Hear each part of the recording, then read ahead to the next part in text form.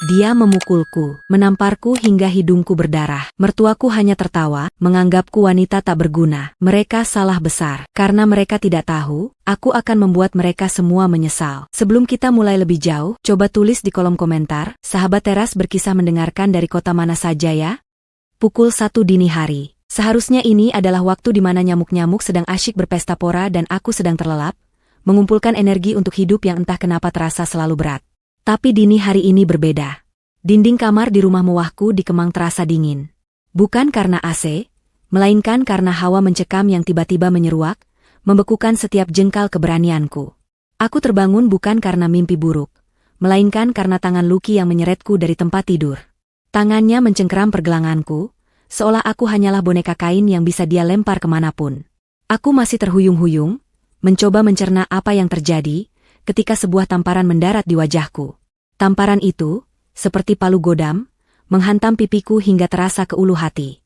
Aku memejamkan mata, merasakan cairan hangat mengalir dari hidungku. Darahku sendiri. Pergi sana, dasar wanita tak berguna. Suara Lucky menggelegar, memecah kesunyian malam. Aku masih di sana, mematung, menatapnya dengan tatapan kosong. Di ambang pintu, Bu Marni, ibunya, tersenyum sinis. Senyum itu terasa lebih dingin daripada tamparan Lucky. Rasanya seperti ada ribuan pisau kecil yang menusuk-nusuk hatiku, berpadu dengan rasa perih di wajah. Sudah, sana pergi, bikin jijik saja. Bu Marni tertawa kecil, seolah kejadian ini adalah pertunjukan komedi yang paling menghibur. Aku berbalik dan berlari. Kakiku terasa berat, namun aku tidak peduli. Aku hanya ingin lari sejauh mungkin dari neraka ini. Aku keluar dari rumah, tidak peduli dengan piyama tipis yang kupakai. Jalanan di Kemang sepi, hanya ada lampu-lampu jalan yang setia menemani. Aku terus berlari, air mata bercampur dengan darah yang masih mengalir dari hidungku. Di pikiranku, kata-kata Lucky dan Bu Marni terus terngiang. Wanita tak berguna. Dasar miskin. Kamu itu cuma parasit. Mereka tidak tahu. Mereka tidak tahu siapa aku sebenarnya. Tiba-tiba, pandanganku mengabur. Kakiku lemas, dan aku jatuh. Dunia seakan berputar, dan semuanya menjadi gelap. Aku merasakan tubuhku menyentuh aspal, dan kesadaran pun menghilang. Aku terbangun. Kepala terasa pusing, dan mataku buta oleh cahaya lampu. Sekelilingku, orang-orang berseragam. Aku mencoba bangkit, tapi sebuah tangan menahanku. Kamu di kantor polisi, Nyonya. Jangan khawatir, kamu aman sekarang, kata seorang petugas laki-laki. Kantor polisi. Aku menoleh, dan melihat seorang pria berseragam polisi yang duduk di sampingku. Dia tidak muda, tapi juga tidak terlalu tua. Wajahnya ramah, dan di matanya, aku melihat kehangatan yang sudah lama tidak kurasakan. Namaku Aji. Apa yang terjadi? Aku tidak bisa menjawab. Mulutku terasa kaku, dan air mataku mengalir begitu saja. Aji tidak memaksa. Ia hanya menepuk-nepuk pundakku dengan lembut. Petugas lain membawakan air dan beberapa lembar tisu. Aku mengambilnya, membersihkan sisa-sisa darah di wajahku, dan mencoba menenangkan diri. Aku dipukul suamiku, bisikku. Aji mengangguk, seolah sudah menduga. Aku lihat hidungmu berdarah. Apa kamu mau buat laporan? Aku ragu. Ini bukan pertama kalinya Lucky bersikap kasar, tapi ini yang terparah. Aku takut. Takut akan balasannya. Takut kalau dia akan mencari dan menyakitiku lagi. Saya tidak tahu, kataku lirih. Aji tersenyum.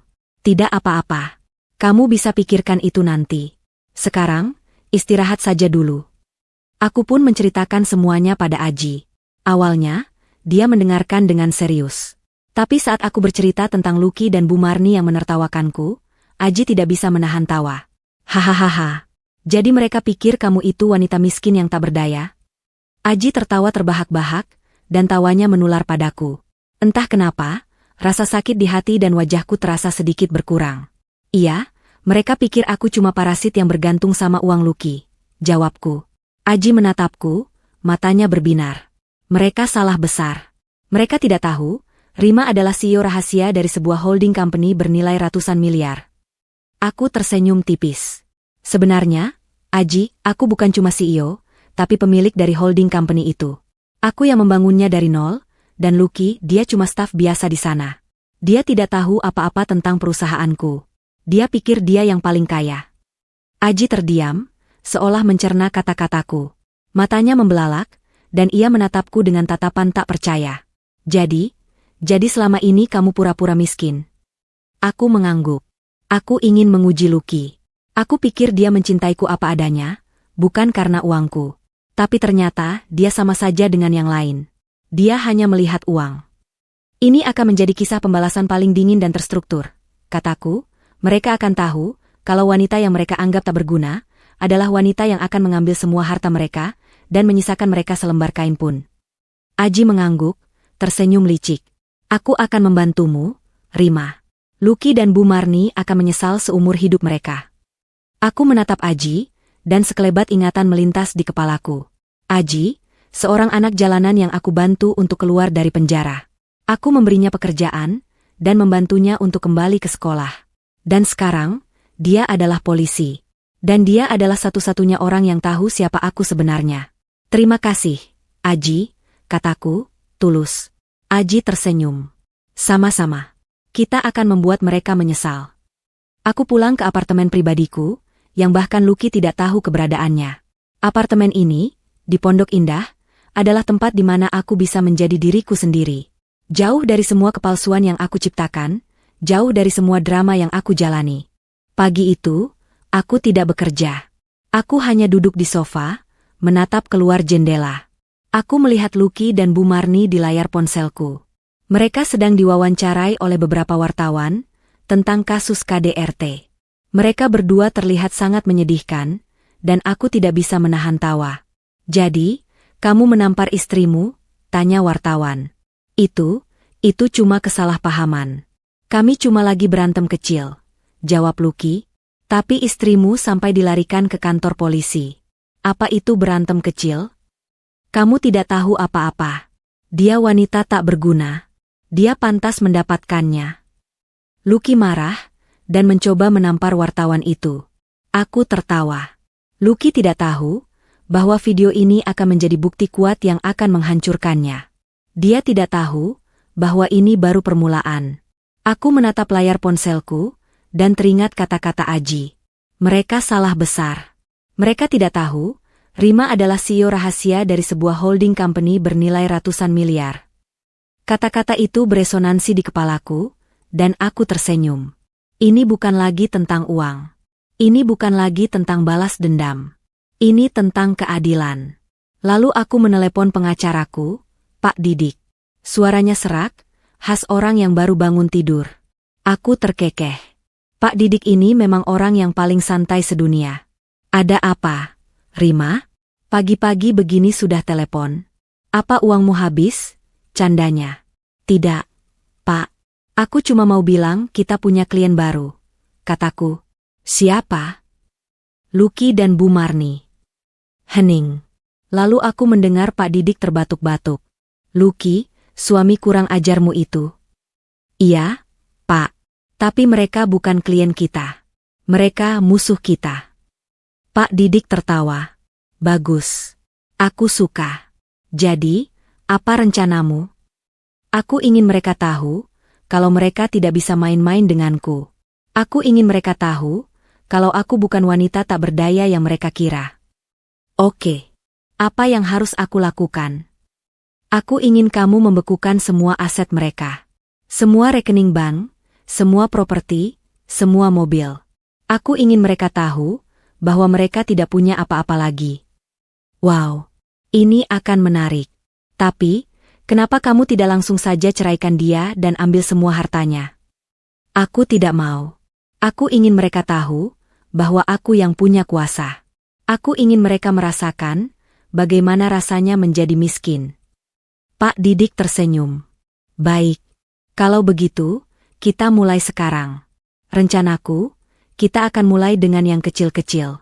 Pembekuan rekening, penarikan mobil mewah, baru kemudian kita ambil rumah mewah mereka di Pondok Indah.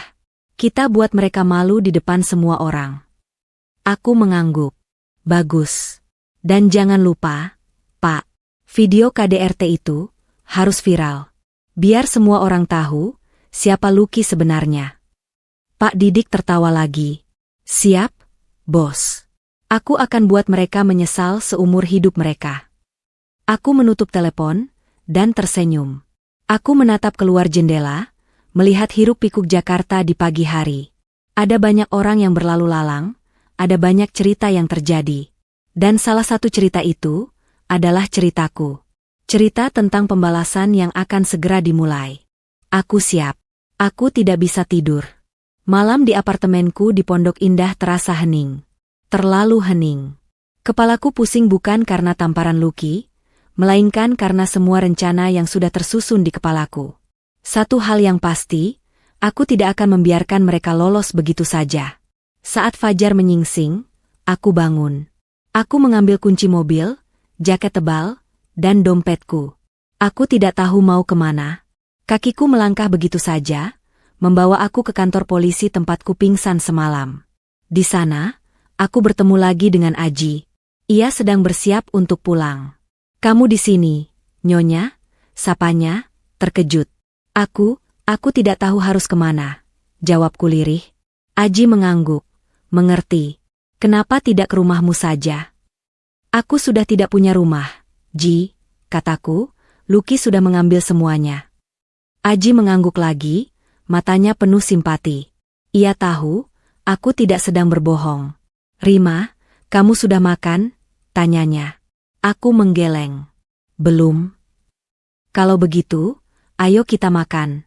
Aku tahu tempat makan nasi uduk paling enak di Jakarta Selatan. Tidak jauh dari sini, di Tebet," ajaknya. Aku setuju. Kami naik mobil Aji, mobil yang sederhana. Berbeda jauh dengan mobil-mobil mewah yang biasa aku kendarai. Aji mengemudi dengan santai, sambil bercerita tentang kehidupannya. Ia bercerita tentang masa lalunya, tentang betapa sulitnya hidup di jalanan, tentang bagaimana aku membantunya keluar dari penjara. "Aku tidak akan pernah melupakan kebaikanmu, Rima. Kamu adalah malaikatku," katanya, matanya berkaca-kaca. Aku tersenyum. "Kamu tidak perlu berterima kasih, Ji. Aku cuma membantu orang yang butuh bantuan." Kami sampai di warung nasi uduk. Warung itu sederhana, tapi ramai. Baunya begitu menggoda. Aku memesan nasi uduk, ayam goreng, dan tempe. Aji memesan nasi uduk, ayam bakar, dan tahu. Kami makan dengan lahap, sambil terus bercerita. "Jadi, kamu beneran CEO, Rima?" tanya Aji, setelah kami selesai makan. Aku mengangguk. "Namanya Holding Company Rimba Raya. Perusahaan itu bergerak di bidang properti, perhotelan, dan pertambangan," kataku. Aji terdiam, matanya membelalak. "Wow, aku tidak menyangka, kamu yang punya perusahaan itu." "Aku memang tidak mau ada yang tahu," kataku.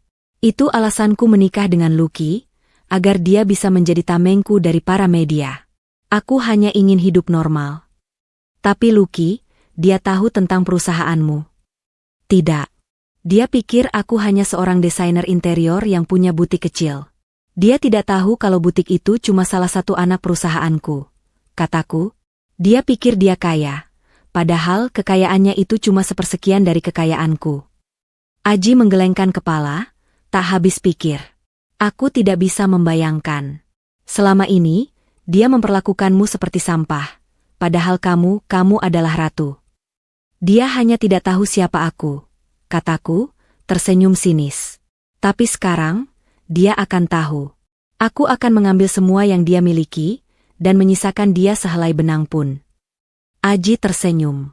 "Aku akan membantumu, Rima. Lucky dan ibunya akan menyesal seumur hidup mereka." "Aku tidak butuh bantuanmu, Ji. Aku punya pengacaraku, Pak Didik," kataku. "Aku tidak akan membantu sebagai polisi, tapi sebagai sahabatmu. Aku ingin melihat mereka hancur, Rima. Aku ingin mereka tahu, kalau mereka salah telah meremehkanmu," kata Aji, matanya berkobar. Aku menatap Aji, dan sekelebat ingatan melintas di kepalaku. Aku ingat saat aku bertemu dengannya. Dia adalah seorang anak muda yang dituduh mencuri di sebuah toko buku. Aku membantunya, dan dia tidak pernah melupakan kebaikan itu. "Terima kasih, Ji." Aku tidak tahu harus bilang apa," kataku, terharu. "Tidak perlu berterima kasih, Rima. Kamu sudah membantuku keluar dari neraka. Sekarang, giliranku untuk membantumu, katanya, tulus. Kami berdua kembali ke kantor polisi. Aji membuatkan kopi untukku, dan kami duduk di sana, menyusun rencana. Aku menelepon Pak Didik, dan memberitahunya tentang rencanaku. Pak Didik setuju, dan dia mengatakan bahwa dia akan mulai membekukan semua aset Lucky dan Bu Marni. Kita akan mulai dengan yang kecil-kecil. Rima. Penarikan mobil, pembekuan rekening baru kemudian, kita ambil rumah mereka di Pondok Indah. Katanya. Aku tidak sabar. Pak. Aku ingin melihat mereka jatuh miskin. Kataku, tersenyum. Sabar, Rima. Semua butuh proses. Kita akan buat mereka jatuh. Pelan-pelan, kata Pak Didik, suaranya tenang. Aku menutup telepon, dan tersenyum. Rencana sudah disusun. Sekarang, tinggal menunggu. Aku tidak sabar menunggu. Aku ingin melihat bagaimana Lucky dan Bu Marni bereaksi, saat mereka tahu bahwa aku adalah orang yang akan menghancurkan mereka. Aku menatap Aji, dan tersenyum. Mari kita mulai, Ji. Mari, Rima. Mari kita mulai, jawabnya, matanya berkobar. Pagi itu, di sebuah kafe di daerah Kemang, aku bertemu dengan Pak Didik. Suasana kafe yang asri dan wangi kopi yang semerbak tidak mampu meredam ketegangan di antara kami. Mataku masih sedikit bengkak, sisa tangisan semalam. Pak Didik, dengan setelan jas rapi dan wajah tenang, menatapku lurus. Dia adalah tipe pengacara yang tidak banyak bicara, tapi setiap perkataannya adalah sebuah strategi. Rima, kamu yakin? Tanyanya, suaranya pelan. Ini bukan lagi soal gugatan cerai biasa. Ini soal menghancurkan seseorang secara finansial, dan itu bisa sangat kotor. Aku membalas tatapannya. Tidak ada keraguan sedikit pun di mataku. Pak Didik, yang mereka lakukan lebih kotor dari ini. Ini bukan soal uang, tapi soal harga diri. Mereka menganggapku sampah. Mereka pikir aku tidak punya apa-apa. Sekarang, aku akan tunjukkan siapa aku sebenarnya. Pak Didik menghela napas. Baik. Kalau begitu, kita mulai. Aku sudah menyusun berkas-berkasnya. Kita akan mulai dari yang paling sederhana, pembekuan rekening. Aku tersenyum tipis. Lucky dan Bu Marni punya rekening gabungan, kan? Betul. Aku sudah siapkan surat kuasa untuk membekukan rekening di semua bank, atas nama kamu dan dia. Nanti, aku akan kirim tim untuk ke bank dan melakukan semua itu. Aku ingin mereka panik, kataku. Aku ingin mereka merasa tidak berdaya, seperti yang aku rasakan semalam. Pak Didik mengangguk. Itu sudah pasti. Setelah pembekuan rekening, kita akan tarik semua mobil mewah mereka. Aku sudah siapkan tim penagih utang. Jangan khawatir, mereka profesional. Mereka akan melakukannya dengan santun, tapi tetap tegas. Aku tidak sabar melihat wajah Lucky saat mobilnya ditarik. Kataku, dia sangat bangga dengan mobil-mobilnya. Dia pikir itu adalah simbol kekuasaannya. Pak Didik tersenyum kecil. Dia akan tahu, kalau kekuasaannya itu cuma pinjaman. Rencana itu berjalan mulus. Keesokan harinya, aku mendapat kabar dari Pak Didik. Mobil Lucky sudah ditarik. Dia sangat marah. Aku tertawa. Bagus. Bagaimana dengan Bu Marni? Dia juga marah. Mobilnya ditarik saat dia sedang shopping di mall di Jakarta Pusat. Kata Pak Didik, dia berteriak-teriak dan hampir memukul tim penagih utang. Video itu ada? Tanyaku. Ada. Aku sudah minta timku untuk merekam semuanya. Jawabnya. Aku tersenyum. Bagus. Kirimkan padaku. Aku akan sebarkan di media sosial. Aku membuka laptop dan menonton video yang dikirim Pak Didik. Video itu menunjukkan Bu Marni yang sedang berbelanja di butik mahal, saat tiba-tiba mobilnya ditarik. Bu Marni berteriak-teriak, mencoba menghentikan tim penagih utang. Tapi, tim itu tidak peduli. Mereka tetap menarik mobilnya. Orang-orang di sekitar Bu Marni menatapnya dengan aneh. Ada yang merekamnya, ada yang tertawa. Aku melihat wajahnya yang pucat, matanya penuh amarah. Dia tidak bisa menerima kenyataan. Aku mengunggah video itu di akun media sosialku, dengan judul, "Karma dibayar kontan, mobil mewah ditarik di depan umum." Dalam waktu singkat, video itu menjadi viral. Ribuan komentar membanjiri akunku. Ada yang memaki Lucky dan Bu Marni, ada yang mendukungku. Beberapa hari kemudian, aku mendapat telepon dari Bu Marni. Suaranya serak, khas orang yang sedang stres. "Rima, kamu gila, ya? Kenapa kamu membekukan rekening kami?" teriaknya. "Aku gila? Kamu dan anakmu yang gila?" jawabku. "Aku hanya mengambil kembali apa yang seharusnya menjadi milikku." Tapi itu uang kami," teriaknya lagi. "Uang apa? Uang yang kamu habiskan untuk shopping dan foya-foya? Uang yang seharusnya untuk kebutuhan rumah tangga?" kataku. "Aku sudah muak denganmu dan anakmu. Aku sudah lelah dengan kebohongan kalian. Rima, tolonglah aku mohon." Suaranya melemah. Tidak ada kata tolong.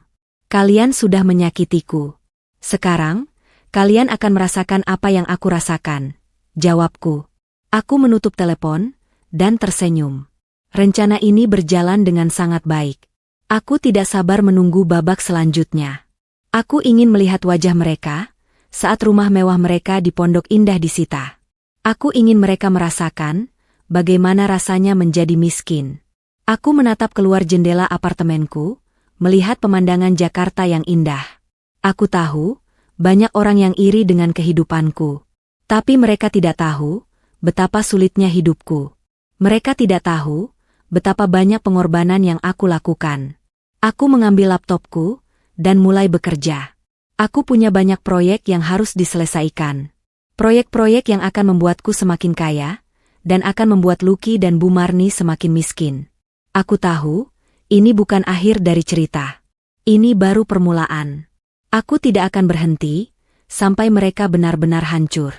Aku akan membuat mereka menyesal, seumur hidup mereka. Siang itu, berita menyebar secepat kilat. Sebuah video viral menampilkan Lucky, suamiku, yang sedang marah-marah di jalan tol Sudirman. Ia tampak panik, mencoba menghentikan mobilnya yang sedang ditarik oleh sebuah truk derek besar. Di sampingnya, beberapa orang berjas hitam, tim penagih utang yang diutus oleh pengacaraku, Pak Didik, berdiri tegak, tak gentar sedikit pun. Senyum puas tersungging di bibirku saat aku menonton video itu di layar laptop. Lucky, dengan wajah merah padam, berteriak-teriak, "Ini mobilku. Kalian tidak berhak mengambilnya." Salah satu pria berjas hitam, yang sepertinya adalah kepala tim, menjawab dengan tenang, "Maaf, Pak. Mobil ini sudah menjadi jaminan utang perusahaan istri Anda. Ada surat penyitaan dari pengadilan." "Istriku? Maksudmu Rima?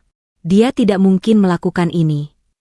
Lucky berteriak lagi, suaranya terdengar putus asa. Aku tertawa. Lucky tidak tahu. Dia tidak tahu bahwa aku, wanita yang ia sebut tak berguna, adalah orang yang punya kuasa untuk mengambil semua yang ia miliki. Video itu terus berlanjut. Lucky mencoba melawan, tapi kalah jumlah.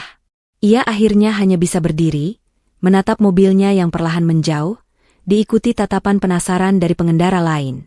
Di belakangnya, Bu Marni, ibunya, tampak pucat pasi. Ia memegang dadanya, seolah-olah serangan jantung akan datang kapan saja. Aku mengunggah video itu di akun media sosialku, dengan judul, "Ketika Karma Menghampiri, Mobil Mewah Tak Lagi Berarti." Ribuan komentar langsung membanjiri akunku. "Makanya jangan sombong, Mas. Istrimu bukan wanita biasa," tulis seorang warganet. "Kena batunya, ya? Rasain," tulis yang lain. Aku menutup laptop dan bersandar di kursi. Sudah lama aku tidak merasa setenang ini. Rasa sakit dan amarah yang kurasakan semalam, kini berganti dengan kepuasan. Ini bukan tentang uang. Ini tentang keadilan. Sore hari, aku mendapat telepon dari Bu Marni. Suaranya terdengar bergetar. "Rima, nak, kamu tegas sekali." "Tega?" Aku tertawa sinis. "Kamu dan anakmu yang tega. Kalian sudah mengambil semua yang aku punya, dan sekarang, kalian menyalahkanku." Tapi mobil itu mobil Lucky. Suaranya tercekat. "Itu mobilku, Bu, aku yang membelinya. Aku yang membayarnya. Lucky hanya menggunakannya. Jawabku. Kalian pikir, Lucky benar-benar punya uang untuk membeli mobil semewah itu? Bu Marni terdiam. Aku bisa mendengar ia terengah-engah. Rima, nak, tolonglah. Tidak ada kata tolong. Kalian sudah menyakitiku. Sekarang, kalian akan merasakan apa yang aku rasakan, kataku, dan langsung menutup telepon. Aku tahu, mereka tidak akan menyerah. Mereka akan mencoba segala cara untuk membuatku kembali. Tapi aku tidak akan luluh. Hatiku sudah membeku. Keesokan harinya, aku mendapat kabar dari Pak Didik. Rekening Lucky dan Bu Marni sudah dibekukan. Mereka tidak bisa menarik uang sepeser pun. Aku tersenyum puas. Bagus. Bagaimana mereka bereaksi? Mereka panik. Lucky mencoba menarik uang di beberapa ATM, tapi selalu gagal. Bu Marni mencoba menghubungi bank, tapi pihak bank tidak bisa membantu. Kata Pak Didik, mereka kebingungan, tidak tahu harus berbuat apa. Aku tertawa. Bagus. Aku ingin mereka merasa tidak berdaya. Mereka akan menjadi miskin, Rima. Benar-benar miskin, kata Pak Didik. Itu yang aku inginkan. Aku ingin mereka tahu bahwa hidup itu tidak selalu indah. Terkadang, hidup itu kejam. Dan aku adalah orang yang akan membuat mereka merasakan kekejaman itu, kataku. Aku menutup telepon dan memejamkan mata. Aku teringat masa laluku. Masa-masa di mana aku harus bekerja keras. Berjuang dari nol, untuk bisa mencapai posisiku sekarang. Aku teringat masa-masa di mana aku harus makan mie instan setiap hari, hanya untuk bisa membeli buku. Aku teringat masa-masa di mana aku harus jalan kaki puluhan kilometer, hanya untuk bisa sampai ke kantor. Aku tidak pernah mengeluh. Aku tidak pernah menyerah. Aku terus berjuang. Dan sekarang, aku sudah sampai di sini. Aku sudah di puncak. Dan aku tidak akan membiarkan siapapun, termasuk Lucky dan Bu Marni, merusak semua yang sudah aku bangun. Aku mengambil ponselku dan menelepon Aji. Ji, kamu ada di mana? Tanyaku. Aku di kantor, Rima. Ada apa? Aku butuh bantuanmu. Aku ingin kamu mengawasi Lucky dan Bu Marni. Aku ingin kamu tahu apa yang mereka lakukan. Siap, Rima. Aku akan lakukan apapun yang kamu minta, jawabnya. Aku tersenyum. Aku tahu, aku tidak sendirian. Aku punya Pak Didik, pengacaraku. Aku punya Aji, sahabatku. Dan aku punya diriku sendiri. Aku tidak akan menyerah. Aku akan terus berjuang. Dan aku akan membuat Lucky dan Bu Marni menyesal, seumur hidup mereka. Aku tidak bisa menahan tawa saat mendengar kabar dari Pak Didik. Rencana ini berjalan lebih baik dari dugaanku. Dengan satu email ke pihak bank dan beberapa surat kuasa yang sudah ditandatangani, seluruh rekening milik Lucky dan Bu Marni sudah dibekukan. Mereka tak bisa lagi menarik sepeser pun. Uang tunai yang mereka pegang mungkin hanya cukup untuk makan siang di warung pinggir jalan, jauh dari gaya hidup mewah mereka yang biasa. Aku membayangkan bagaimana wajah mereka saat menyadari bahwa kartu-kartu plastik itu kini tak lebih dari selembar sampah. Lucky, yang selalu sombong dan menganggap dirinya raja, pasti panik. Dan Bu Marni, yang selalu bangga bisa berbelanja di butik-butik mahal di Jakarta Pusat, pasti merasa malu dan tak berdaya. Tiba-tiba, ponselku berdering. Nama Lucky muncul di layar. Aku tersenyum licik, menekan tombol hijau, dan menjauhkan ponsel dari telingaku sedikit. Suara Lucky menggelegar dari seberang sana, dipenuhi kemarahan dan kebingungan. Rima. Kamu gila, ya? Apa yang kamu lakukan? Kenapa rekeningku diblokir? Teriaknya, suaranya pecah. Oh, halo, Lucky, jawabku dengan nada paling santai yang bisa kubuat. Kenapa? Ada masalah. Masalah? Ini masalah besar. Aku tidak bisa menarik uang. Kartu ATM-ku tidak bisa dipakai. Oh, itu bukan masalah. Itu hanya konsekuensi dari perbuatanmu, Mas. Jawabku, sengaja memanggilnya dengan sebutan yang biasa kulakukan saat kami masih baik-baik saja. Konsekuensi apa? Aku tidak melakukan apa-apa. Oh, tentu saja kamu melakukannya. Kamu memukulku, kamu menamparku, kamu menganggapku wanita tak berguna, dan kamu mengusirku dari rumah. Ucapku, suaraku perlahan berubah dingin. Semua itu ada konsekuensinya. Dan ini baru permulaan. Tiba-tiba terdengar suara Bu Marni dari belakang Lucky. Rima, jangan sombong. Kamu pikir kamu bisa seenaknya memblokir rekening kami? Aku tersenyum. Tentu saja, Bu Marni. Saya bisa. Bukankah saya adalah wanita tak berguna yang kalian pikir tak punya apa-apa? Ternyata, wanita tak berguna ini punya kekuatan untuk mengambil semua yang kalian miliki. Aku menutup telepon tanpa menunggu jawaban mereka. Kepuasanku mencapai puncaknya. Mereka benar-benar panik. Mereka tidak tahu harus berbuat apa. Selama ini, hidup mereka bergantung pada uang, pada kekayaan. Dan sekarang, kekayaan itu diambil dariku, oleh orang yang mereka remehkan. Sore harinya, Aji menghubungiku. Rima, kamu harus lihat ini. Aku membuka tautan yang ia kirim. Itu adalah video dari kamera CCTV yang diambil dari sebuah bank. Dalam video itu, terlihat Lucky dan Bu Marni sedang berdebat sengit dengan seorang petugas bank. Wajah Lucky pucat, ia terlihat frustrasi, sedangkan Bu Marni terus-terusan mengoceh, mencoba menjelaskan kepada petugas bank bahwa ia adalah Bu Marni, istri dari Lucky yang punya banyak perusahaan. Aku tertawa. Ini adalah hal yang paling lucu yang pernah kulihat. Mereka yang biasanya berjalan angkuh, kini tampak seperti dua orang bodoh yang tidak tahu apa-apa. Mereka tidak bisa melakukan apa-apa, kata Aji di telepon. Mereka cuma bisa berdebat, tapi tidak ada yang bisa mereka lakukan. Mereka benar-benar putus asa. Bagus. Biarkan mereka merasakan bagaimana rasanya menjadi orang miskin, kataku. Rima, kamu keren sekali. Mereka benar-benar tidak menyangka kamu punya rencana seperti ini, kata Aji, terdengar bangga. Tentu saja. Mereka pikir aku hanya bisa menangis dan meminta maaf. Mereka pikir aku adalah wanita lemah yang tak berdaya. Mereka salah besar. Aku menghabiskan malam itu dengan santai di apartemenku di Pondok Indah. Aku membuka laptop, mengecek email-email dari perusahaanku.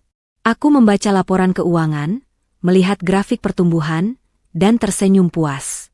Perusahaan yang aku bangun dari nol ini, yang selama ini menjadi rahasia besarku, adalah bukti bahwa aku tidak pernah bergantung pada siapapun, termasuk Lucky. Aku tidak pernah mencintai Lucky. Aku menikahinya karena aku ingin melihat apakah dia bisa mencintaiku apa adanya, bukan karena uangku. Aku pura-pura menjadi wanita sederhana, tidak punya apa-apa, hanya untuk menguji ketulusannya. Dan dia gagal. Dia gagal total. Malam itu, aku menyadari satu hal. Balas dendam bukanlah tujuan akhirku. Tujuanku adalah untuk menunjukkan kepada mereka, dan kepada dunia, bahwa aku bukan wanita lemah yang mereka pikirkan. Aku adalah Rima, CEO dari sebuah holding company besar. Dan aku tidak akan membiarkan siapapun merendahkanku. Aku menutup laptop dan berjalan ke balkon. Angin malam berhembus sejuk, membelai wajahku. Aku menatap lampu-lampu kota yang berkelap-kelip. Jakarta, kota yang selama ini menjadi saksi bisu perjuanganku. Aku tidak akan pernah menyerah, sampai aku mendapatkan kembali apa yang seharusnya menjadi milikku. Dan aku akan melakukannya dengan cara yang paling dingin, paling terstruktur, dan paling mematikan. Besok, aku akan membuat mereka merasakan neraka yang sebenarnya. Babak selanjutnya akan dimulai. Keputusasaan membuat orang melakukan hal-hal yang tidak terduga. Setelah rekening dan mobil mereka disita, Lucky dan Bu Marni mulai menyadari bahwa permainan ini serius. Mereka tidak lagi bisa mengandalkan harta dan kekuasaan untuk menyelesaikan masalah. Mereka sudah jatuh miskin. Lucky, yang biasanya mengenakan pakaian bermerek dan mengendarai mobil mewah, kini hanya mengenakan kaos oblong yang kumal. Bu Marni, yang selalu berhias dan mengenakan perhiasan mahal, kini hanya mengenakan daster yang lusuh. Mereka tinggal di sebuah kontrakan kecil di Jakarta Timur, jauh dari kemewahan yang biasa mereka nikmati. Lucky dan Bu Marni mencoba mencari pekerjaan, tapi tidak ada yang mau menerima mereka. Mereka tidak punya keahlian. Mereka hanya bisa mengandalkan harta orang lain. Suatu sore, aku mendapat telepon dari Aji. Rima, Mereka ada di depan kantormu. Suaranya terdengar cemas. Kantor? Kantor mana? Tanyaku, bingung. Kantor yang di SCBD. Mereka bilang mereka mau bertemu denganmu. Aku terdiam. Aku tidak menyangka mereka akan senekat ini. Mereka datang ke kantor yang bahkan Lucky tidak tahu kalau aku yang memilikinya. Aku tersenyum. Ini akan menarik. Biarkan mereka masuk. Ji, kataku, aku ingin melihat mereka. Tapi Rima, mereka bisa saja membuat keributan. Tidak apa-apa, Ji. Aku punya tim keamanan. Biarkan saja mereka masuk. Aku menunggu di ruanganku, sambil melihat layar CCTV. Aku melihat Lucky dan Bu Marni memasuki lobi kantor. Mereka terlihat lusuh, jauh dari kesan glamor yang biasa mereka tampilkan. Lucky berteriak-teriak. Rima, keluar kamu. Jangan jadi pengecut. Para staf dan karyawan di lobi menatap mereka dengan aneh. Beberapa orang merekam mereka dengan ponsel. Aku hanya tersenyum. Mereka tidak tahu bahwa wanita yang mereka teriaki adalah pemilik dari gedung ini. Tiba-tiba, Lucky mencoba menaiki lift, tapi dihadang oleh tim keamanan. Maaf, Pak. Anda tidak bisa masuk. Anda tidak punya janji, kata salah satu petugas keamanan. Aku suaminya. Aku mau bertemu dengannya, teriak Lucky. Tidak ada yang namanya suami di sini, jawab petugas keamanan itu dengan dingin. Aku melihat wajah Lucky yang pucat pasi. Ia tidak bisa percaya dengan apa yang ia dengar. Bu Marni mencoba membantu, tapi ia juga dihalangi. Mereka berdua terdiam, tidak bisa melakukan apa-apa. Biarkan mereka masuk. Ji, kataku pada Aji. Biarkan mereka naik ke lantai atas. Aku ingin mereka tahu betapa kecilnya mereka di hadapan kekuasaanku. Aji terdiam, lalu mengangguk. Tim keamanan pun mengizinkan mereka masuk. Aku melihat mereka naik lift, dan aku tersenyum. Perang dingin ini akan segera berakhir, dan aku akan menjadi pemenangnya. Pukul 10 pagi, di perumahan elit Pondok Indah, suasana pagi yang tenang tiba-tiba pecah. Sebuah truk besar dengan tulisan, penyitaan aset negara, terparkir di depan rumah mewah Lucky dan Bu Marni. Para tetangga yang biasanya sibuk dengan aktivitasnya masing-masing, kini berkumpul di depan rumah, penasaran dengan apa yang terjadi. Aku duduk di dalam mobilku, yang sengaja kuparkir di ujung jalan. Aku memakai topi dan kacamata hitam, agar tidak ada yang mengenaliku. Aku melihat Lucky dan Bu Marni keluar dari rumah. Mereka tampak marah dan kebingungan. Di depan mereka, Pak Didik, pengacaraku, berdiri dengan tenang. Di sampingnya, beberapa orang berjas hitam, tim dari pengadilan, membawa beberapa dokumen. Apa-apaan ini?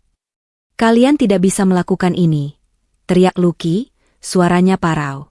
Maaf, Bapak. Ada surat penyitaan dari pengadilan. Bapak sudah tidak lagi berhak atas rumah ini, kata salah satu petugas dengan tenang. Ini rumah saya yang membelinya, teriak Lucky lagi. Tidak, Pak. Ini rumah istri Anda. Dan istri Anda sudah mencabut hak Anda atas rumah ini, jawab Pak Didik dengan santai. Rima? Dia tidak mungkin melakukan ini. Dia sudah melakukannya, Pak. Anda meremehkan dia. Dan sekarang, Anda akan merasakan akibatnya, kata Pak Didik, tersenyum sinis. Lucky dan Bu Marni terdiam. Wajah mereka pucat pasi. Mereka tidak bisa percaya dengan apa yang mereka dengar. Mereka menatap rumah mewah mereka, seolah-olah itu akan hilang dalam sekejap mata. Ini tidak adil. Dia wanita tak berguna. Dia tidak punya apa-apa, teriak Bu Marni, air mata membasahi pipinya.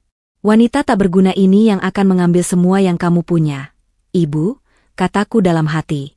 Aku melihat seorang tetangga Lucky, seorang ibu-ibu yang biasa bergosip di arisan, merekam kejadian itu dengan ponselnya. Aku tersenyum. Ini akan menjadi viral. Ini akan menjadi pelajaran bagi semua orang yang meremehkan orang lain. 1 jam kemudian, semua barang di dalam rumah Lucky dan Bu Marni sudah dikeluarkan. Perabotan mewah, lukisan-lukisan mahal, dan barang-barang antik, kini tergeletak di jalanan, menjadi tontonan gratis bagi para tetangga. Lucky dan Bu Marni hanya bisa berdiri di sana, menatap semua barang-barang mereka yang sudah tidak lagi menjadi milik mereka. Bagaimana ini, Ma? Kita mau tinggal di mana? Tanya Lucky, suaranya bergetar. Aku tidak tahu, Nak. Aku tidak tahu, jawab Bu Marni, air mata terus mengalir di pipinya. Aku melihat mereka, dan aku tidak merasakan apa-apa. Tidak ada rasa iba, tidak ada rasa kasihan. Yang ada hanya kepuasan. Kepuasan karena mereka akhirnya merasakan apa yang aku rasakan. Mereka akhirnya tahu bagaimana rasanya tidak punya apa-apa. Sudah selesai, Rima. Rumah itu sudah kosong. Mereka sudah tidak punya apa-apa lagi, kata Pak Didik di telepon. Bagus, Pak. Sekarang, biarkan mereka tahu siapa yang punya kuasa, kataku. Aku menutup telepon dan menelepon Aji. Ji, kamu di mana? Aku di depan rumah mereka, Rima. Aku melihat semuanya, jawab Aji, suaranya terdengar bangga. Rekam semuanya. Kirimkan padaku, kataku. Sudah. Aku sudah merekam semuanya. Kamu akan suka, kata Aji. Wajah mereka terlihat sangat menyedihkan. Aku tertawa. Bagus.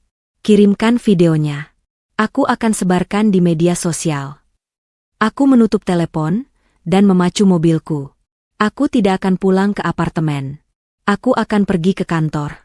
Aku ingin melihat bagaimana reaksi para karyawan saat mereka tahu bahwa aku adalah wanita yang ada di video itu. Saat aku tiba di kantor, semua orang menatapku dengan aneh. Mereka tidak tahu bahwa aku adalah pemilik dari gedung ini. Mereka hanya tahu bahwa aku adalah Rima, seorang wanita yang dituduh tidak berguna. Aku berjalan ke ruanganku dan membuka laptop. Aku mengunggah video penyitaan rumah Lucky dan Bu Marni dengan judul Klimaks Pembalasan, Rumah Mewah Disita, Suami dan Mertua Jadi Gelandangan. Dalam waktu singkat, video itu menjadi viral. Ribuan komentar membanjiri akunku. Ada yang memaki Lucky dan Bu Marni, ada yang mendukungku.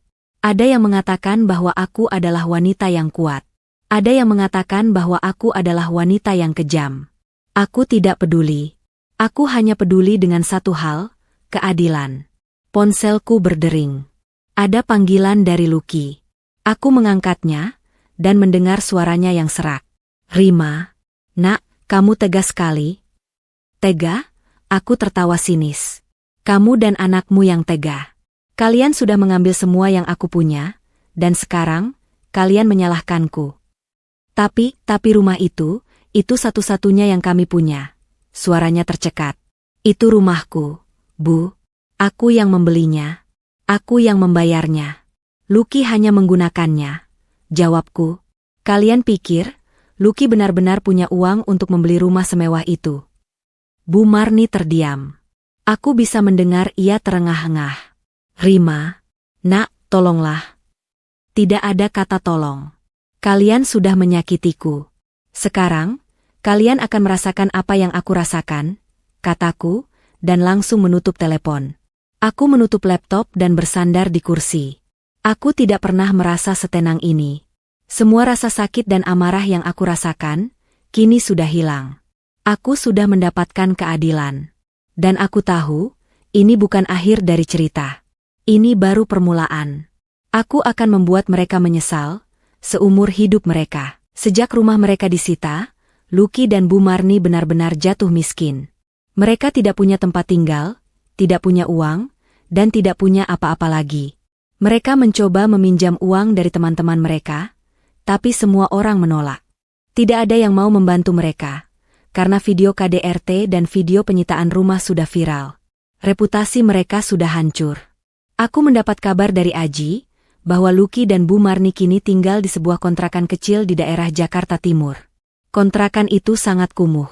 Tidak ada perabotan mewah, tidak ada AC, dan tidak ada apa-apa lagi. Lucky dan Bu Marni harus tidur di lantai, dan makan mie instan setiap hari. Suatu sore, aku sedang duduk di kafe di Kemang, saat tiba-tiba aku melihat Lucky dan Bu Marni berjalan di depan kafe. Mereka tampak sangat kurus, dan wajah mereka pucat. Mereka berjalan tanpa tujuan, seolah-olah mereka tidak tahu harus pergi kemana. Aku tersenyum. Ini adalah pemandangan yang paling indah yang pernah kulihat. Mereka akhirnya merasakan apa yang aku rasakan. Mereka akhirnya tahu bagaimana rasanya menjadi orang miskin. Tiba-tiba, Lucky melihatku. Matanya membelalak. Ia menunjuk ke arahku dan berteriak, "Rima, itu Rima." Bu Marni menoleh. Ia melihatku dan air matanya langsung mengalir. Mereka berjalan ke arahku dan mereka berlutut di depanku. "Rima, nak, tolonglah maafkan kami," kata Bu Marni, suaranya parau. "Tolong maafkan aku, Rima." "Aku menyesal," kata Lucky, air mata membasahi pipinya. Aku menatap mereka, dan aku tidak merasakan apa-apa. Tidak ada rasa iba, tidak ada rasa kasihan. Aku hanya merasakan kepuasan. Kalian sudah menyakitiku. Kalian sudah menghinaku. Dan sekarang, kalian meminta maaf? Kataku, suaraku dingin. "Kami tahu kami salah, Rima. Kami menyesal," kata Lucky. "Penyesalan itu datang terlambat," kataku. "Kalian sudah mengambil semua yang aku punya. Kalian sudah menghancurkan hidupku. Dan sekarang, kalian meminta maaf. Kami akan melakukan apapun yang kamu minta, Rima. Kami akan bekerja keras. Kami akan membayar utang kami," kata Bu Marni, suaranya bergetar. Aku tertawa. "Bayar utang? Dengan apa? Kalian tidak punya apa-apa lagi. Kalian sudah jatuh miskin." "Rima, tolonglah beri kami kesempatan kedua," kata Lucky. Aku terdiam. Aku menatap mereka, dan sekelebat ingatan melintas di kepalaku. Aku teringat masa-masa di mana aku harus bekerja keras, berjuang dari nol, untuk bisa mencapai posisiku sekarang. Aku teringat masa-masa di mana Lucky dan Bu Marni merendahkanku, menghinaku, dan menganggapku sampah. Tidak ada kesempatan kedua. Kalian sudah menghancurkan hidupku. Dan sekarang, aku akan menghancurkan hidup kalian, kataku, suaraku dingin. Aku berdiri, dan berjalan meninggalkan mereka. Aku tidak menoleh ke belakang. Aku mendengar mereka menangis, memohon ampunan. Tapi aku tidak peduli. Hatiku sudah membeku. Aku tidak akan membiarkan mereka masuk ke dalam hidupku lagi. Aku kembali ke apartemenku. Aku menelepon Pak Didik, dan memberitahunya tentang apa yang terjadi. Pak Didik hanya tertawa. "Mereka sudah mendapatkan karma mereka, Rima. Kamu tidak perlu khawatir lagi," katanya. "Aku tahu, Pak. Tapi aku masih ingin melihat mereka lebih menderita," kataku. "Sabar, Rima. Mereka akan lebih menderita. Ini baru permulaan," kata Pak Didik. Aku menutup telepon, dan tersenyum. Aku menatap keluar jendela, melihat pemandangan Jakarta yang indah. Aku tahu, banyak orang yang iri dengan kehidupanku. Tapi mereka tidak tahu, betapa sulitnya hidupku. Mereka tidak tahu, betapa banyak pengorbanan yang aku lakukan. Aku mengambil laptopku, dan mulai bekerja. Aku punya banyak proyek yang harus diselesaikan. Proyek-proyek yang akan membuatku semakin kaya, dan akan membuat Lucky dan Bu Marni semakin miskin.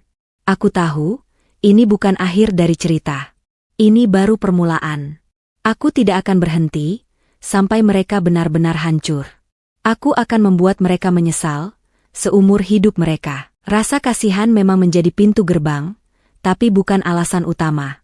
Hatiku yang beku mencair bukan karena melihat penderitaan mereka di jalanan, melainkan karena sebuah kejadian kecil yang tak terduga, yang justru mengingatkanku pada awal mula cintaku kepada Lucky.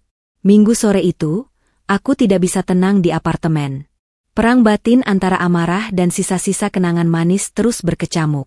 Akhirnya, aku memutuskan untuk keluar, berjalan-jalan tanpa tujuan di sekitar apartemenku di Pondok Indah.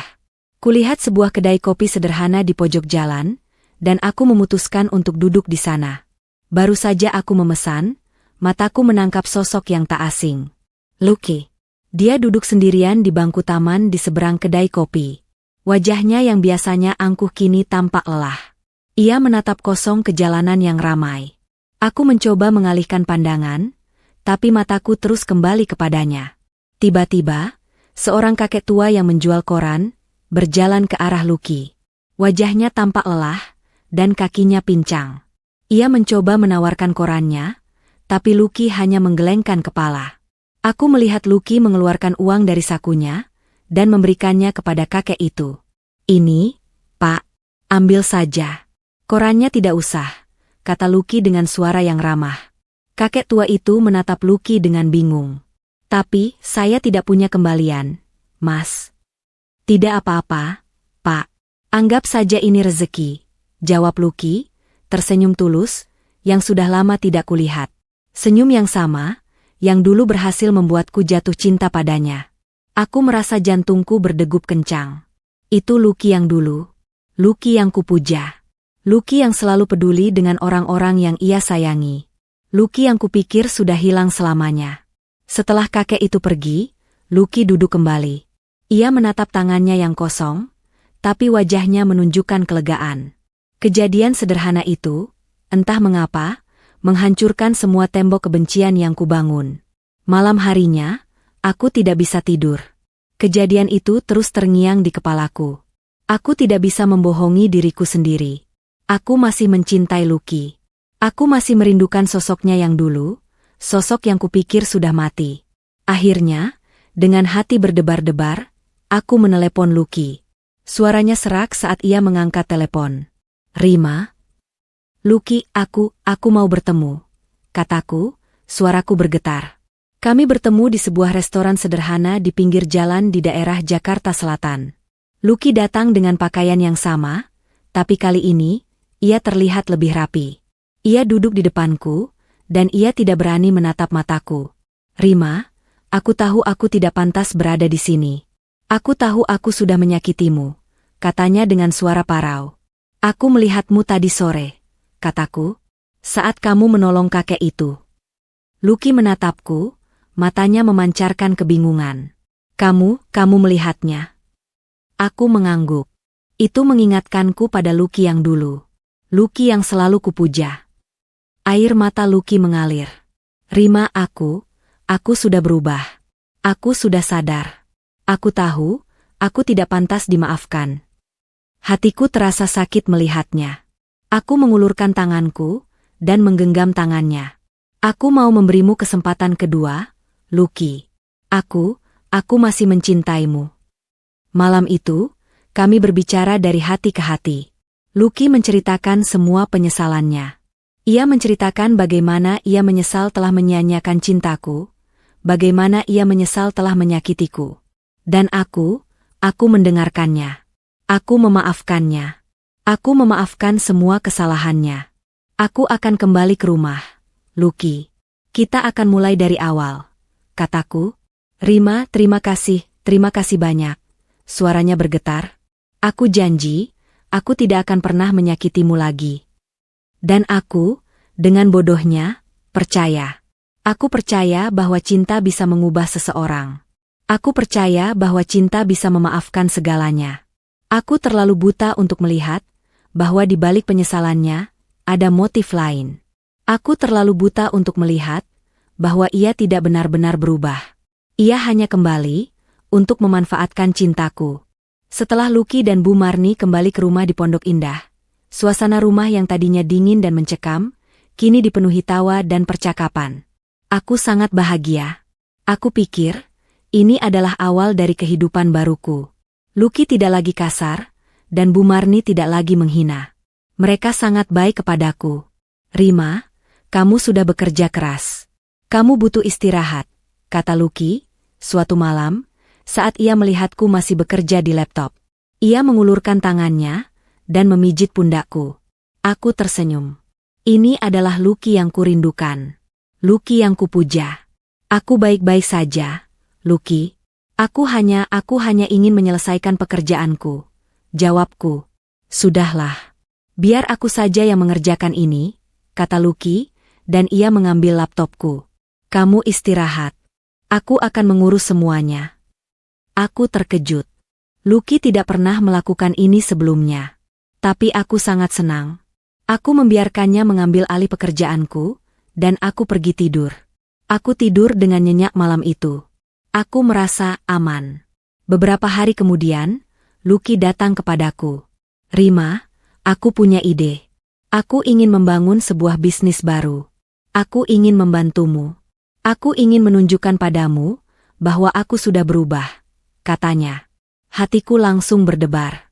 Aku sangat bahagia. Ide apa, Lucky? Aku ingin membangun sebuah resor di Sentul. Aku sudah punya ide-idenya. Aku sudah punya rancangannya, katanya. Aku hanya butuh modal. Aku butuh pinjaman. Aku terdiam. Aku tahu, Lucky tidak punya keahlian. Aku tahu, ia hanya bisa menghamburkan uang. Tapi aku sangat mencintainya. Aku percaya padanya. Aku percaya pada janjinya. Berapa yang kamu butuhkan? Tanyaku. 5 miliar. Itu sudah cukup untuk tahap awal. Jawabnya. Aku berpikir sejenak. 5 miliar adalah jumlah yang sangat besar. Tapi aku ingin memberinya kesempatan. Aku ingin melihatnya berubah. Aku mengangguk. Baiklah. Aku akan berikan padamu, kataku. Lucky tersenyum, dan ia memelukku. Terima kasih, Rima. Kamu tidak akan menyesal. Aku janji. Aku tidak tahu bahwa itu adalah kesalahan terbesarku. Aku tidak tahu bahwa itu adalah awal dari kehancuranku. Aku terlalu buta karena cinta. Beberapa bulan kemudian, aku sangat sibuk. Aku punya banyak proyek yang harus diselesaikan. Aku tidak punya waktu untuk pulang. Aku selalu berpikir bahwa Lucky dan Bu Marni baik-baik saja di rumah. Tapi aku salah. Suatu malam, aku mendapat telepon dari Aji.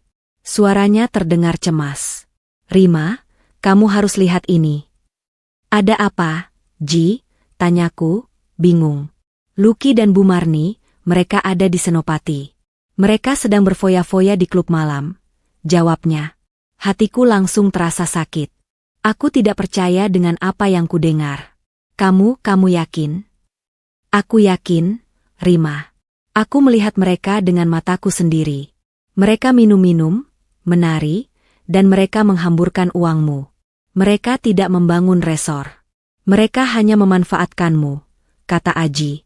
Mereka tidak berubah, Rima. Mereka hanya memanfaatkan kebaikanmu. Aku menutup telepon, dan air mataku mengalir.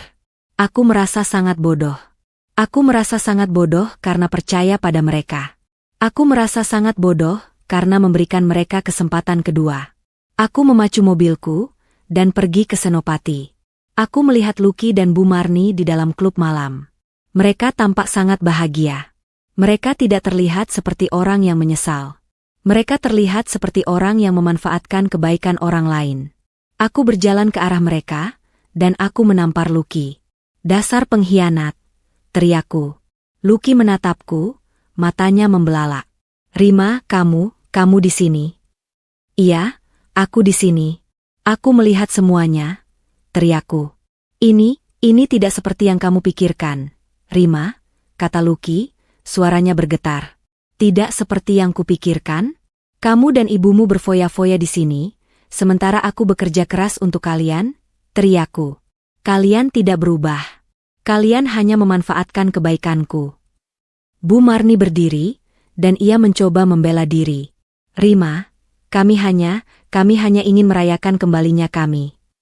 Merayakan apa? Merayakan kebodohanku, teriakku. Kalian tidak pernah berubah. Kalian hanya kembali untuk mengambil uangku. Aku berjalan keluar dari klub malam, dan air mataku mengalir. Aku merasa sangat bodoh.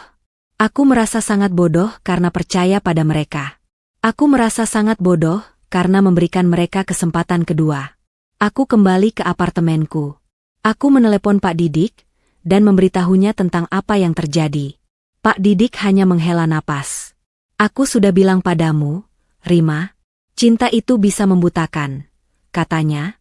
Aku tahu, Pak. Aku tahu, jawabku, terisak. Lalu, apa rencanamu sekarang? Aku akan menceraikannya. Dan kali ini, aku akan mengambil semua yang dia punya. Aku akan membuat dia dan ibunya menyesal, seumur hidup mereka. Aku menutup telepon, dan bersandar di kursi. Aku menatap keluar jendela, melihat pemandangan Jakarta yang indah. Aku tahu, banyak orang yang iri dengan kehidupanku. Tapi mereka tidak tahu, betapa sulitnya hidupku. Mereka tidak tahu, betapa banyak pengorbanan yang aku lakukan. Aku mengambil laptopku, dan mulai bekerja. Aku punya banyak proyek yang harus diselesaikan. Proyek-proyek yang akan membuatku semakin kaya, dan akan membuat Lucky dan Bu Marni semakin miskin. Aku tahu, ini bukan akhir dari cerita. Ini baru permulaan. Aku tidak akan berhenti, sampai mereka benar-benar hancur. Aku akan membuat mereka menyesal, seumur hidup mereka. Aku berdiri di ruang kerja di apartemenku. Ponsel di tanganku masih terasa dingin setelah percakapan dengan Pak Didik. Hatiku sakit, tapi kali ini bukan karena amarah, melainkan karena rasa bodoh dan kekecewaan yang sangat dalam. Aku memandang keluar jendela, melihat lampu-lampu Jakarta yang berkelip, seolah menertawakan kebodohanku. Lalu, sebuah pesan masuk dari Aji. Rima, aku sudah ikuti mereka. Mereka sedang di sebuah showroom mobil mewah di Jakarta Selatan. Lucky sedang melihat-lihat mobil sport terbaru. Aku memejamkan mata. Tangan yang tadi gemetar, kini mengepal erat. Ini bukan lagi soal cinta buta. Ini soal harga diri yang diinjak-injak. Mereka tidak hanya mengkhianatiku, mereka juga mengolok-olok kepercayaanku. Aku menelepon Pak Didik. Suaraku kini tidak lagi bergetar, melainkan dingin dan penuh ketegasan. Pak Didik, saya mau Anda lakukan ini. Saya mau Anda membekukan kembali semua rekening atas nama saya, dan semua aset yang saya kembalikan pada mereka. Lakukan sekarang. Rima, kamu yakin? Kamu baru saja. Saya yakin. Dan saya mau Anda lakukan lebih dari itu. Saya mau Anda siapkan semua dokumen untuk gugatan cerai. Kali ini, saya tidak akan memberi ampun. Saya akan pastikan Lucky tidak mendapatkan sepeser pun dari saya. Dan saya ingin dia, beserta Bu Marni, jatuh miskin, lebih miskin dari sebelumnya. Baik. Saya akan segera melakukannya, jawab Pak Didik.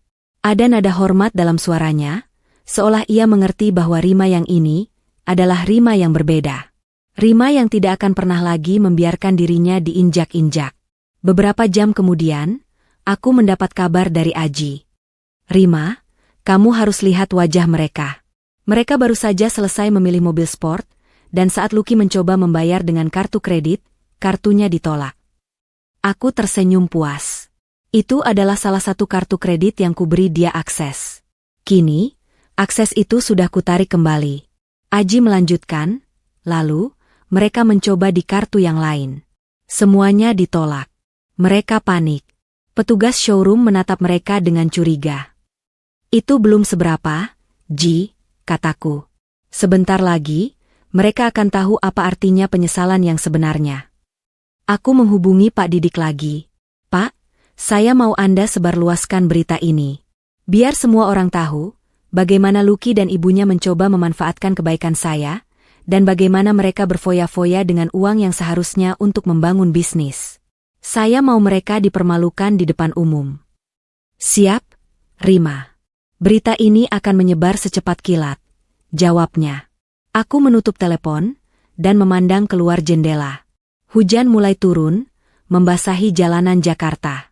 Seperti hatiku, yang baru saja dicuci bersih dari kebodohan dan cinta buta. Aku tidak akan lagi membiarkan diriku terluka. Aku tidak akan lagi membiarkan diriku diinjak-injak. Setelah pembekuan rekening dan gugatan cerai diumumkan di media, hidup Lucky dan Bu Marni kembali ke titik nol. Lebih buruk dari titik nol, malah. Video-video mereka yang berfoya-foya di klub malam, yang sedang mencoba membeli mobil mewah, dan yang berteriak-teriak di Senopati dan Jakarta Selatan, menjadi viral. Reputasi mereka sudah hancur lebur. Tidak ada lagi yang mau membantu mereka. Aku kembali ke rutinitas lamaku.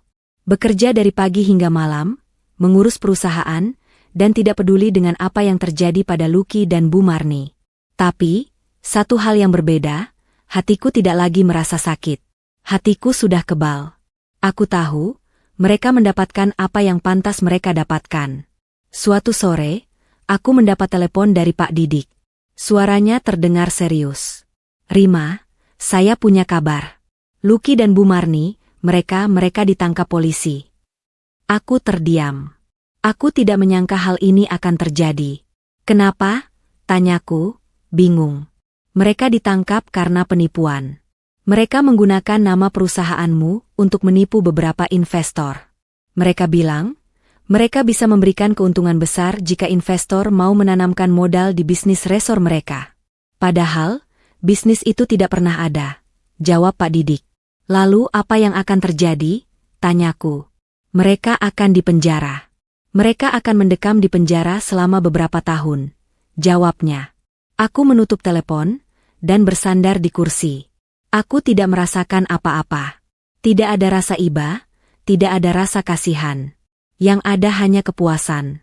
Kepuasan karena mereka akhirnya mendapatkan karma mereka. Karma yang jauh lebih berat dari yang aku rencanakan. Beberapa hari kemudian, aku datang ke persidangan. Aku melihat Lucky dan Bu Marni di ruang sidang. Mereka tampak sangat kurus, dan wajah mereka pucat. Mereka menatapku, dan aku bisa melihat penyesalan di mata mereka. Tapi penyesalan itu datang terlambat. Hakim membacakan putusan. Lucky dan Bu Marni divonis hukuman penjara. Lucky divonis 5 tahun penjara, dan Bu Marni divonis 3 tahun penjara. Aku melihat mereka menangis, memohon ampunan. Tapi hakim tidak peduli. Aku juga tidak peduli. Aku berjalan keluar dari ruang sidang, dan aku melihat Aji. Ia tersenyum, dan ia memelukku. Kamu sudah menang, Rima. Kamu sudah menang, katanya. Aku tersenyum. Aku tidak tahu, apakah ini kemenangan. Yang aku tahu, ini adalah akhir dari cerita. Aku tidak akan lagi berhubungan dengan Lucky dan Bu Marni. Aku tidak akan lagi membiarkan mereka menghancurkan hidupku. Aku kembali ke apartemenku. Aku menelepon Pak Didik, dan memberitahunya tentang apa yang terjadi. Pak Didik hanya menghela napas. Ini adalah akhir dari cerita, Rima. Kamu sudah bebas, katanya. Aku menutup telepon, dan bersandar di kursi. Aku menatap keluar jendela, melihat pemandangan Jakarta yang indah. Aku tahu, banyak orang yang iri dengan kehidupanku. Tapi mereka tidak tahu, betapa sulitnya hidupku. Mereka tidak tahu, betapa banyak pengorbanan yang aku lakukan. Aku mengambil laptopku, dan mulai bekerja. Aku punya banyak proyek yang harus diselesaikan. Proyek-proyek yang akan membuatku semakin kaya, dan akan membuatku semakin bahagia. 3 tahun berlalu. Lucky dan Bu Marni sudah menghabiskan sebagian besar hukuman mereka. Aku tidak pernah mengunjungi mereka. Hidupku sudah kembali normal, bahkan lebih baik. Perusahaanku berkembang pesat, dan aku membeli sebuah penthouse baru di pusat kota Jakarta. Aku tidak lagi memikirkan mereka. Setidaknya, itulah yang selalu aku katakan pada diriku sendiri. Suatu sore, saat aku sedang makan siang di sebuah restoran mewah di kawasan Kemang, aku melihat seorang wanita parubaya duduk di sudut. Penampilannya sangat sederhana, bahkan terkesan lusuh. Tapi aku mengenalinya. Itu Bu Marni. Ia duduk sendirian, menatap kosong ke jalanan. Aku tidak tahu kenapa, tapi aku berjalan ke arahnya. Ia menoleh, dan matanya membelalak saat melihatku. Rima, suaranya bergetar. Aku tidak menjawab. Aku hanya menatapnya. Wajahnya yang dulu selalu angkuh, kini tampak lelah.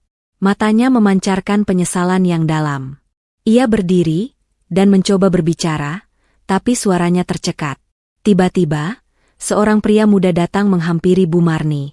Ia tersenyum, dan ia memegang tangannya. Ibu, aku sudah memesan taksi. Ayo, kita pulang, katanya. Aku terkejut. Pria itu, dia sangat mirip dengan Lucky. Tapi, ia tidak memiliki tatapan sombong yang dulu dimiliki Lucky. Matanya memancarkan kehangatan dan kebaikan. Rima, ini anakku. Namanya Raka, kata Bu Marni, suaranya parau. Halo, Kak. Aku sering mendengar ibu bercerita tentang kakak, kata Raka, tersenyum ramah. Aku terdiam. Aku tidak tahu harus berkata apa. Aku hanya menatap mereka. Mereka tidak lagi memiliki wajah angkuh yang dulu. Mereka tampak seperti orang yang berbeda. Aku melihat Lucky yang baru saja keluar dari restoran lain. Ia berjalan ke arah kami, dan ia tersenyum. Ia tidak terlihat seperti Lucky yang dulu. Ia tampak bahagia. Rima, ini adikku, kata Lucky, suaranya bergetar. Aku menatap Lucky, dan aku melihat penyesalan di matanya. Tapi, senyumnya tidak menghilang. Ia tampak bahagia. Bahagia, seolah-olah penyesalan yang ia rasakan selama ini telah hilang. Rima, kami sudah berubah. Kami sudah menemukan kebahagiaan kami yang baru, kata Bu Marni, air mata mengalir. Aku tidak tahu harus berkata apa. Aku hanya menatap mereka. Mereka tersenyum. Senyum itu terasa aneh. Senyum yang membuat hatiku terasa sakit. Senyum itu, seolah-olah mereka telah menang. Aku berjalan meninggalkan mereka. Aku tidak menoleh ke belakang. Aku mendengar mereka tertawa. Aku tidak tahu apa yang harus aku rasakan. Apakah mereka benar-benar sudah berubah? Atau, apakah ini hanya sebuah lelucon baru? Aku tidak tahu. Aku hanya tahu satu hal. Cerita ini belum berakhir. Dan aku tidak akan pernah tahu, apakah mereka benar-benar sudah berubah, atau apakah mereka hanya membuatku percaya untuk kali terakhir.